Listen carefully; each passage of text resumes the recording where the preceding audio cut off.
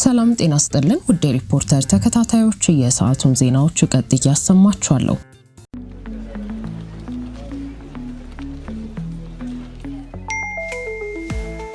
ለሰራተኞች ደሞዝና ተጨማሪ ክፍያዎችን ለመፈጸም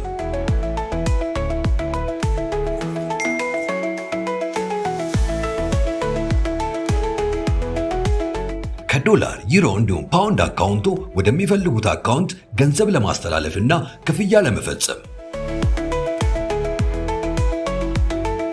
የረጅም ጊዜ የባንክ ስቴትመንቶችን በቀላሉ ለማግኘት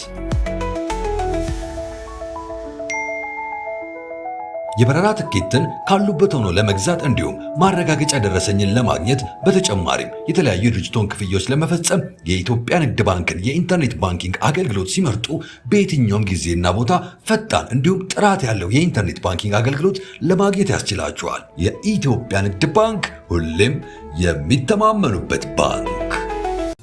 የ12ኛ ክፍል ሀገር አቀፍ ፈተናን ሙሉ በሙሉ በበይነ መረብ ለመስጠት መወሰኑ ጥያቄ አስነሳ።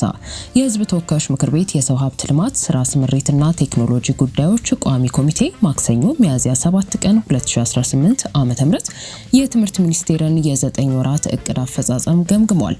የዘንድሮውን ሀገር አቀፍ 12ኛ ክፍል መልቀቂያ ፈተናን በሚመለከትም ማብራሪያ የሰጡት የትምህርት ሚኒስትሩ ፕሮፌሰር ብርሃኑ ነጋ ብሔራዊ ፈተናውን ሙሉ በሙሉ በበይነ መረብ ለመስጠት ዝግጅት እየተደረገ መሆኑን ገልጸዋል። የ12ኛ ክፍል መልቀቂያ ፈተና የሚወስዱ ተማሪዎች የተሻለ ውጤት እንዲያስመዘግብ ለማስቻል ከ400 ሺህ በላይ ተማሪዎች የማጠናከሪያ ትምህርት እየወሰዱ እንደሚገኙ ጠቅሰው ጉዳዩን በቅርበት የሚከታተል የተለያዩ የመንግስት አካላትን የያዘ ግብረ ኃይል መቋቋሙን አብራርተዋል። በ2018 ዓ.ም የትምህርት ዘመን በመደበኛና በድጋሚ የ12ኛ ክፍል ሀገር አቀፍ ፈተና የተመዘገቡ ተማሪዎች ብዛት 554965 መሆናቸው የተገለጸ ሲሆን የዘንድሮውን ሀገር አቀፍ ፈተና ሙሉ በሙሉ በበይነ መረብ ለመስጠት ከክልል ፕሬዝዳንቶችና ከትምህርት ቢሮ ኃላፊዎች ጋር መግባባት ላይ ተደርሶ ስራዎችን ሲያከናውኑ መቆየታቸውም ተጠቁሟል።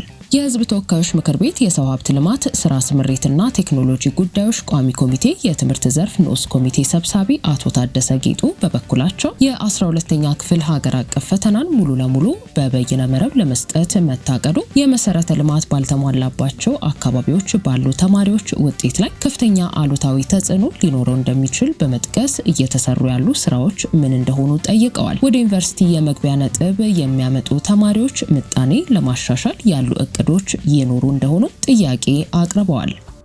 የ2018 ዓመተ ምህረት የ12ኛ ክፍል ሀገር አቀፍ ፈተናን ሙሉ በሙሉ በበይነ መረብ ለመፈተን መታቀድ መቻሉ መልካም ሆኖ ነገር ግን አስፈላጊው የመብራት የኮምፒውተርና የኔትወርክ መሰረተ ልማት ባልተሟላባቸው ትምህርት ቤቶች ተምረው የሚፈተኑ ተማሪዎች ውጤት ላይ ከፍተኛ አሉታዊ ተጽዕኖ ስለሚኖረው ምን አይነት መፍትሄ ተቀምጧል? ለ2018 ዓመተ ምህረት በ12ኛ ክፍል ፈተና የሚያልፉ ተማሪዎችን ምጣኔ ለማሻሻል ለተማሪዎች እየተሰጠ ያለው የማጠናከሪያ ትምህርት የክልሎች አፈጻጸም በምን ደረጃ ላይ ይገኛል? እንዲሁም የ2017 እና በፊት ተማሪ ማሳለፍ ላልቻሉ አስፈታኝ ትምህርት ቤቶች ተማሪዎች እንዲታገዙ ምን የተለየ ስራ መስራት ተችሏል? ለቀረበው ጥያቄ ምላሽ የሰጡት ፕሮፌሰር ብርሃኑ ነጋ 122000 የመፈተኛ ኮምፒውተሮች መዘጋጀታቸውንና ተማሪዎችም ከፈተናው 2 ወራት አስቀድመው ከኮምፒውተር ጋር የተገናኘ ስልጠና እንዲሰጣቸው እንደሚደረግ በመጥቀስ ተከታዩ ማብራሪያ ሰጥተዋል። የ12ኛ ክፍል ፈተናን ሙሉ ለሙሉ በበይነ መረብ ለመፈተን መሞከሩ ጥሩ ሆኖ እያለ ግን ምንም ከዚህ በፊት የዚህ ልምድ የሌላቸው ተማሪዎች ካሉ እነሱን አይቸግሯቸውም ወይ የሚለው አንዱ የምናደርገው ኤግዛክትሊ በነገራችን ላይ ትንሽ ቁጥር ለመስጠት ለተከበረው ምክር ቤት በዚህ ዓመት 100% እንሰጣለን ስንል ያለን ዝግጅት ወደ 122000 ኮምፒውተሮች ሬዲ አድርገን በሁሉም ቦታ በተለያዩ አካባቢዎች መስጠት እንችላለን ብለን ቢያንስ 2 ወር ፈተናው ከመሰጠቱ በፊት 2 ወር ያክል ጀምሮ ሞክ ኤግዛም እንሰጣለን። ሁሉም ተማሪዎች ገብተው ከኮምፒውተሮቹ ጋር ተለማምደው ፈተናውን እንዲወስዱ ፈተና መመለስ እንዲችሉ ስልጠና ሰጥተንና ኮንቲኒየስ የሆነ ልምምድ አድርገው ነው የሚገቡትና ከፍተኛ ተጽዕኖ ይኖረዋል። ግን ይሄ ሁሌም ይኖራል። ሁሌም አዲስ ነገር ሲጀመር ኦልዌይስ የሚጎረብጡ ነገሮች ሊኖሩ ይችላሉ። በት ወደፊት መሄድን እንዲከለክሉን አላው አናረጋቸው። በተቻለ መጠን ልጆቹን ማዘጋጀት፣ በተቻለ መጠን በዛ ምክንያት ልጆቹ እንዳይጎዱ ማድረግ ነው። እሱን እያደረግን ነው። ኦሬዲ በአንዳንድ ቦታዎች ኢንፋክት በእጃቸው ስልክ ያላቸው ፈተና መለማመድ ጀምረዋል። ይሄ ኔትወርክ ምናምን የሌለባቸው ቦታዎች እስክናስተካክል ድረስ ካልሆነ በቀር እነሱም ጋር ቢያንስ ሚኒመም አንድ ወር ተኩል ኮንቲኒየስሊ ፕራክቲስ እንዲያደርጉ ለማድረግ እንሞክራለን። 12ኛ ክፍል ፈተና ምንም ያላሳለፉ ትምህርት ቤቶችን በሚመለከት የተባለው ይሄ ነገር ልክ ከመጀመሪያው ዓመት ጀምሮ ያ ከፍተኛ የተማሪ አለማለፍ ውጤት ከታየ በኋላ ጀምሮ በምን መልክ ነው የምናጠናክራቸው በሚል የማጠናከሪያ ትምህርቶችን በትምህርት ሚኒስቴር አቅም መጀመሪያ ሌላ እርዳታ ባላገኘንበት ሁኔታ እንኳን በትምህርት ሚኒስቴር አቅም በብዙ ሺህ ትምህርት ቤቶች ላይ ትንሽ የማጠናከሪያ ስንሰራ ቆይተናል። በዚህ ዓመት ያደረግነው የተለየና ሲግኒፊካንት የሆነ ኢንተርቬንሽን ከማስተር ካርድ ፋውንዴሽን ጋር በጋራ ፕሮጀክት አውጥተን 700 ምንም ያላሳለፉ ሁለተኛ ደረጃ ትምህርት ቤቶችን ኮንቲኒየስ የሆነ ቱቶሪያል ጀምሮ መምህራኖቻቸውን እዛው ትምህርት ቤቶች ውስጥ የማሰልጠን እንትን ጀምረናል። ከዚህ ባሻገር ዩኒቨርሲቲዎች ራስ ገዝ እንዲሆኑ ለማስቻል እየተሰራ ያለውን ስራ በሚመለከት ማብራሪያ የሰጡት ሚኒስትሩ የራስ ገዝ ዩኒቨርሲቲዎች የሽግግር መመሪያ በቅርቡ ለሚኒስትሮች ምክር ቤት እንደሚቀርብ ገልጸዋል። ዩኒቨርሲቲዎች ራስ ገዝ በሚሆኑበት ጊዜ ራሱን የቻለ ደንብ እንደሚወጣላቸው ጠቅሰው ደንብ ከተዘጋጀ በኋላ ብቁ ሆነው የተገኙት ዩኒቨርሲቲዎች ተገምግመው ለሚኒስትሮች ምክር ቤት እንደሚላኩ ገልጸዋል። በዚህ መሰረትም በቀጣዩ 2019 ዓመት ሙሉ በሙሉ ተግባራዊ ለማድረግ መታቀዱንና 2 ዓመት የሽግግር ጊዜ እንደሚሰጣቸው ተናግረዋል። ዩኒቨርሲቲዎችን ራስ ገዝ ማድረግ ዋነኛው ዓላማ ትምህርት ሚኒስቴርን ከዩኒቨርሲቲዎች ስርዓት ማስወጣት እንደሆነ የገለጹት ሚኒስትሩ ሚኒስቴር መስሪያ ቤቱ በከፍተኛ ትምህርት ተቋማቱ ላይ የሚያደርገውን ጫናና ቁጥጥር በጊዜ ሂደት የሚያስቆም አሰራርን የመከተል ሁኔታ እንደሚኖር ነው ያብራሩት። የዩኒቨርሲቲዎች የአሰራር ስርዓትን የተመለከቱ ጉዳዮችን በመንግስት ከተመደበው ቦርድ ጋር ብቻ እንዲቆራኝ ለማድረግ እየተሰራ እንደሆነም አመላክተዋል። የራስ ገዝን በሚመለከት የሽግግር መመሪያውን አዘጋጅተን እንትን እያደረግን ነው። አሁን በሚቀጥለው ዓመት ይገባሉ ብለን የምናስባቸውን እንትኖች አሁን በቅርብ እንወስናለን። እያንዳንዱ ዩኒቨርሲቲ ራስ ገዝ ሲሆን ራሱን የቻለ የራሱ ደንብ ይወጣለታል። በደንብ ነው የሚቋቋመው። እሱን አዘጋጅተን እነኛ ብቁ ናቸው የምንላቸውን ወደ ሚኒስትሮች ምክር ቤት እንልካለን በቅርብ። እሱን ካገኘን ከዛ በኋላ የሽግግር ፕሮግራም ይጀምራሉ እነሱ።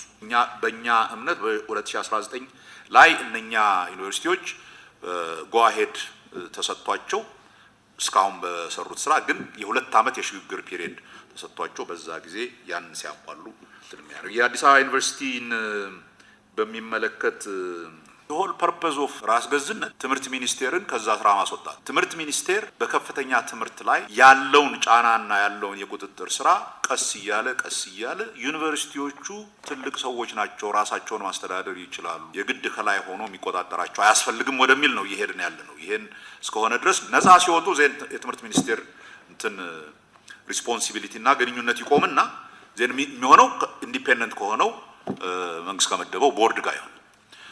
ወደዛ አሁን አዲስ አበባ ዩኒቨርሲቲ የራሱ ቦርድ አለው። ያው በዚህ በ2 ዓመት አብረን እየሰራን ነበረ ቢኮዝ ሽግግሩን ስላልጨረሰ አሁን ሽግግሩን እየጨረሰ ነው። ካሁን በኋላ ሞር ኦር ሌስ በመመካከርና አጠቃላይ አቅጣጫውን አዲስ አበባ ዩኒቨርሲቲ እንደ ዩኒቨርሲቲ ለሌሎችም ዩኒቨርሲቲዎች አቅጣጫ አመላካች ሆኖ እንዲሄድ በጋራ የምንሰራቸው ነገሮች ካልሆነ በቀር በዕለት ተዕለት ስራው ገብተን እንትን አናደርግም። የትምህርት ሚኒስትሩ ፕሮፌሰር ብርሃኑ ነጋ ከመውጫና ከጋት ፈተናዎቹ ጋር በተያያዘ የግል ዩኒቨርሲቲዎች አፈጻጸም ዝቅተኛ መሆኑን ጠቁመው ቀደም ሲል ዩኒቨርሲቲዎቹ ለተማሪዎች ውጤት ማነስ፣ የተማሪዎችን የመግቢያ ጥራት ምክንያት የነበረው ችግር አዲሱ የ12ኛ ክፍል ፈተና ስርዓት ከመጣ በኋላ ለመጀመሪያ ጊዜ የመውጫ ፈተና የሚሰጥበት በመሆኑ ትክክለኛውን ጥራት ያሳያል ሲሉም አክለዋል። በኢትዮጵያና በምስራቅ አፍሪካ ላይ የለጋሽ አካላት እርዳታ መቀነስ ከፍተኛ ጉዳት እያስከተለ መሆኑን የዓለም የገንዘብ ድርጅት አስታወቀ። ኢትዮጵያ እስከ $780 ሚሊዮን የሚደርስ ድጋፍ ልታጣ እንደምትችል ተገምቷል። በመላው ከሳህራ በታች በሚገኙ የአፍሪካ ሀገራት በተለይም በኢትዮጵያና ጎረቤቶቿ ላይ ከፈረንጆቹ 2025 ጀምሮ የታየው ዓለም አቀፍ የእርዳታ ቅነሳ አሁን አሳሳቢ ደረጃ ላይ ደርሷል ተብሏል። ዓለም አቀፉ የገንዘብ ተቋም IMF ባወጣው ባወጣው ሪፖርት ከሰሃራ በታች ባሉ ሀገራት ላይ የሚታየው የእርዳታ መቀነስና መዋዠቅ ከዚህ ቀደም አጋጥሞ አያውቅም የተባለ ሲሆን እጅግ አስከፊ ተጽዕኖ ያለው እንደሚሆን ማሳሰቢያ ተሰጥቷል። ይህን ሪፖርት ጨምሮ በቅርቡ እየወጡ የሚገኙ መረጃዎች እንደሚያሳዩት ከለጋሽ ሀገራት የሚገኘው የሁለትዮሽ እርዳታ ከ16 እስከ 28 በመቶ የሚደርስ ቅናሽ አሳይቷል። ይህም ማለት ከ4 እስከ 7 ቢሊዮን ዶላር የሚጠጋ ገንዘብ ከአፍሪካ ሀገራት በጀት ላይ ይቀነሳል ማለት ነው። አሁን እየታየ የሚገኘው የእርዳታ መዋዠቅን ልዩና ስጋቱን ከፍተኛ የሚያደርገው የእርዳታ ቅነሳው የተደረገው በአፍሪካ ሀገራቱ የራስ ክፍተት ወይንም እርዳታ የማያስፈልጋቸው ሆኖ ሳይሆን ለጋሽ ሀገራትና ተያያዥ አካላት ውሳኔ በመሆኑና በስፋትም ሀገራቱ የወሰዱት የፖሊሲ ለውጥ መሆኑ ነው ተብሏል። በተለይም የዩናይትድ ስቴትስ ዓለም አቀፍ የልማት ተራድኦ ድርጅት USAID በአሜሪካ መንግስት መዘጋትና በጥር 2025 የአውሮፓውያን ዓመት የታወጀው ከፍተኛ የበጀት ቅነሳ እንዲሁም እንደ ፈረንሳይ፣ ጀርመንና እንግሊዝ ያሉ ለጋሽ ሀገራትም በተመሳሳይ የእርዳታ በጀታቸውን እየቀነሱ መሆኑ ዋናው ምክንያት ነው ሲል የIMF ሪፖርት አመላክቷል።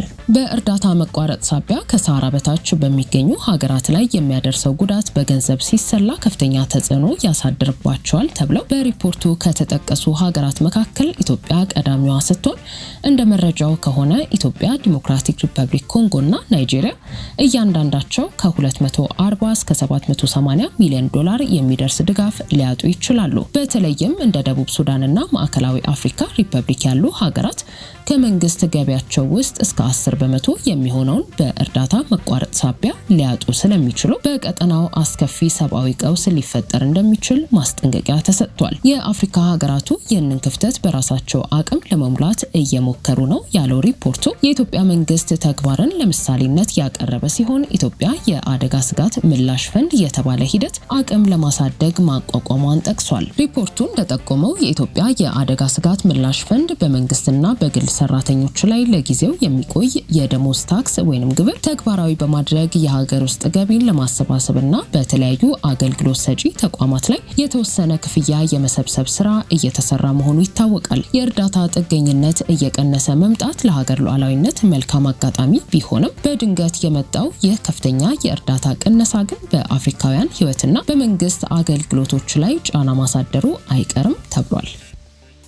የእስራኤል መንግስት በሶማሊላንድ አምባሳደር መሾሙን ተከትሎ ሶማሊያና ቱርክ ሚስጥራዊ ስብሰባ ማድረጋቸው ተገለጸ። የሶማሊያና እስራኤል መፋጠጥ እንዲሁም የቱርኩ ስብሰባ መነጋገሪያ ሆኗል። እስራኤል ወደ ሶማሊላንድ የላከችው ቋሚ ተወካይ የሚሆን ዲፕሎማት የሞቃዲሾን ቁጣ ከመቀስቀስ አልፎ በአፍሪካ ቀንድ እጅግ ከባድ የተባለ ዲፕሎማሲያዊ ውጥረት ፈጥሯል ተብሏል። ራስ ገዝ ነኝ የምትለው ሶማሊላንድ በበኩሏ እኔ ሉዓላዊት ሀገር ነኝ ስትል ምላሽ በመስጠት ሞቃዲሾን ብትሞግትም ሶማሊያ ሉዓላዊነት አልደራደርም የሚሉት የፕሬዝዳንት ረሲፕ ጣይብ ኤርዶጋኗ ቱርክ አሁንም ጣልቃ ገብታለች። የቱርክና የሶማሊያ መሪዎች በኢስታንቡል በዝግ አዳራሽ ተመካክረዋል። እስራኤልና ቱርክ በመካከለኛው ምስራቅ ባለው ጦርነት ሳቢያ በመንግስታት ደረጃ እየተዘላለፉ የሚገኙ መሆኑ እንዲሁም ከቅርብ ጊዜ ወዲህ የሶማሊያው ፕሬዝዳንት ሐሰን ሼክ መሐመድ ራሳቸውን ከሶማሊያ የሚነጥሉ ግዛቶችን የሀገሪቱን ጦር እየላኩ እርምጃ እየወሰዱ ከመሆኑ ጋር ተዳምሮ አሳሳቢነቱን ጨምሮታል። የሶማሊያ ፌዴራላዊ ሪፐብሊክ መንግስት የእስራኤል የውጭ ጉዳይ ሚኒስቴር በሶማሊላንድ ግዛት የዲፕሎማቲክ ተወካይ ለመሾም ማሰቡን ተከትሎ የእስራኤል እርምጃ የሶማሊያን ሉዓላዊነትና የግዛት አንድነት የሚጥስ ነው በማለት አውግዟል። ሶማሊያ ይህንን ውሳኔ ከዓለም አቀፍ ህግጋትና ከተባበሩት መንግስታት ድርጅት ቻርተር ጋር እንደሚቃረም በመግለጽ ሶማሊላንድ የሶማሊያ አካል እንጂ የተለየች ሀገር አይደለችም ሲል የፌዴራል መንግስቱ በድጋሚ አስታውቋል። ይሁን እንጂ የሶማሊላንድ አስተዳደር እውቅናችንን ከማንም የምንጠይቀው አይደለም በማለት ሞቃዲሾን አውግዟል። ሶማሊላንድ ባወጣችው መግለጫ ነጻነታችንን ያገኘነው በ1960 ዓመተ ምህረት ነው፣ ሉዓላዊነታችንም ከሞቃዲሾ የተሰጠ አይደለም ያለ ሲሆን ከእስራኤልም ሆነ ከማንኛውም ሀገር ጋር ግንኙነት የማድረግ መብት ያለን በመሆኑ ለዚህም ከማንም ፍቃድ አንጠይቅም በማለት ምላሽ ሰጥተዋል። ሶማሊላንድ ለ30 ዓመታት ራሷን ችላ እንደመራችና በባህር ላይ ወንበዴነትን በመዋጋት ረገድ ትልቅ ሚና እንደተጫወተች ትገልጻለች። በዚህ ዲፕሎማሲያዊ ውጥረት መሃል የቱርኩ ፕሬዝዳንት ረሲፕ ጣይብ ኤርዶሃን የሶማሊያውን አቻቸው ሐሰን ሼክ መሐሙድ በኢስታንቡል በክብር ተቀብለው አነጋግረዋል የተባለ ሲሆን በስብሰባው ላይ የቱርክ የኢነርጂ ሚኒስትር፣ የብሔራዊ መረጃ ድርጅት ኃላፊ ኢብራሂም ካሊን እና ሌሎች ከፍተኛ ባለስልጣናት ተገኝተዋል የሚሉ መረጃዎች እየወጡ ነው።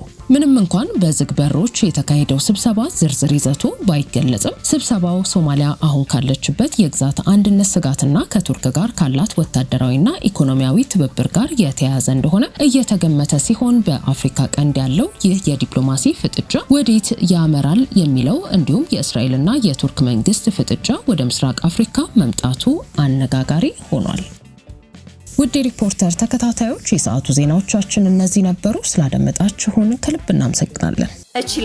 እችላለሁ በሚል መሪ ቃል የአደይና ዛሃራ የቁጠባ ሂሳቦችን በመክፈት ከ500 ብር ጀምሮ ስትቆጥቢ የተለያዩ የባንካችን የዲጂታል አማራጮችን በመጠቀም ግብይት ስትፈጽሚ የ25 BYD ሲገል መኪና ሽልማት እጩ የሚያደርጉሽ የዕጣ ቁጥሮች ይደርሱሻል።